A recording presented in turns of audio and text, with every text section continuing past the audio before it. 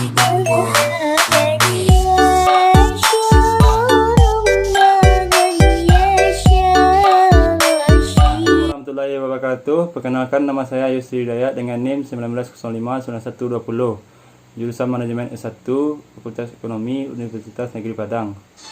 Di video kali ini saya akan menjelaskan tentang komunikasi lintas budaya. Komunikasi lintas budaya yaitu bentuk komunikasi yang melibatkan dua budaya yang berbeda.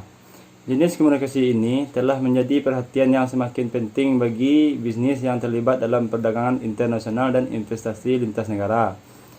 Idealnya, komunikasi ini adalah bisnis yang seharusnya memperhatikan dan memahami adat istiadat dan etika negara-negara lain, di mana mereka berdagang atau berbisnis, walaupun pemahaman tersebut menjadi salah satu kunci dalam berbisnis di luar negeri.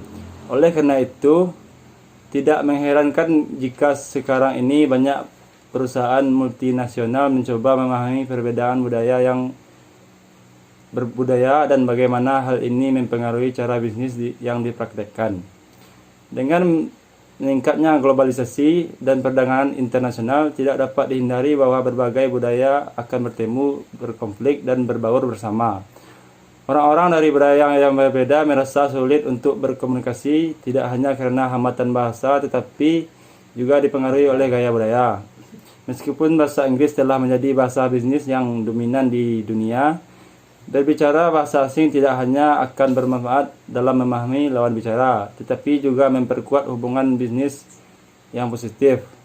Agar berhasil berkomunikasi dengan orang-orang dari budaya yang berbeda, penting untuk secara proaktif belajar bagaimana menghadapi perbedaan lintas budaya tersebut. Baiklah, selanjutnya saya akan menjelaskan tentang contoh dari komunikasi lintas budaya. Yang pertama yaitu manajemen konflik. Dalam perspektif antar budaya, konflik merupakan bagian yang tak terpisahkan dalam dunia bisnis. Masing-masing budaya memiliki cara sendiri untuk menghadapi dan mengatasi konflik yang mencerminkan sistem nilai yang dianut. Misalnya di Amerika Serikat memandang konflik merupakan bagian dari kompetisi dan ekspresi diri, dan karena itu konflik sangat bermanfaat dalam dunia bisnis. Untuk mengatasi konflik, hal-hal yang dilakukan adalah penghindaran komunikasi, akomodasi, dan kolaborasi. Sedangkan bagi Jepang, konflik dipandang sebagai sesuatu yang memalukan dan menyedihkan karena berpotensi mengganggu kehormatan sosial.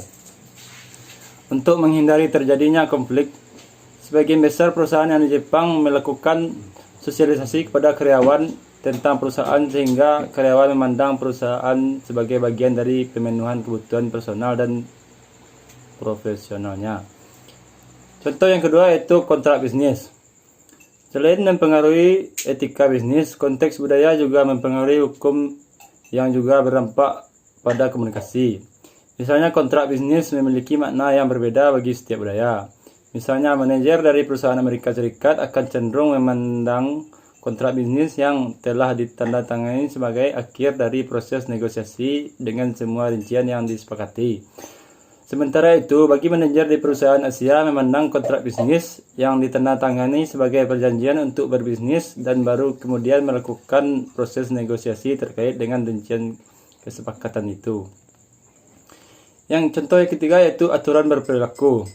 Baik konteks budaya tinggi maupun konteks budaya rendah memiliki pendekatan yang berbeda dalam mengatur perilaku.